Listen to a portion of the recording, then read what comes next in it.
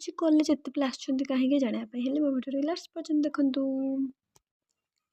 ମୁଁ ସ୍ମିତା, ମୁଁ ମୋର ଆଉ ଗୋଟେ ଛୋଟେ ମିନି ବ୍ଲଗ୍କୁ ଆପଣମାନଙ୍କୁ ସ୍ୱାଗତ କରୁଛି। ମୁଁ କଲେଜ ଯିବା ପାଇଁ ଏଇଠି ବାହାରି ପଡ଼ିଥିଲି ରେଡ଼ି ହେଇକି। ଦେନ୍ ମୁଁ 2 ମିନିଟ୍ ରେଡ଼ି ହେଇକି ବାହାରି ପଡ଼ିଲି କଲେଜ। ଦେନ୍ ମୋ ସାଇକେଲ ଆସେ ତ ମୁଁ 5 ମିନିଟ୍ କଲେଜ ଆସି ପହଞ୍ଚିଗଲି। ତ ଆଜି ଡ୍ୟାନ୍ସ ଥିଲା କଲେଜରେ, ତ ମୁଁ ଯାଇକି ମୋ ଜାଗାରେ ବସିଗଲି। ଆପଣମାନେ ଦେଖିବେ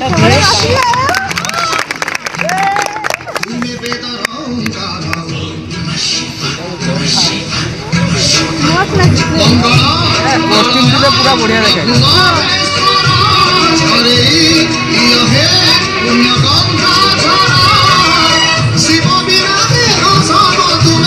सृष्टि तुम्हें ही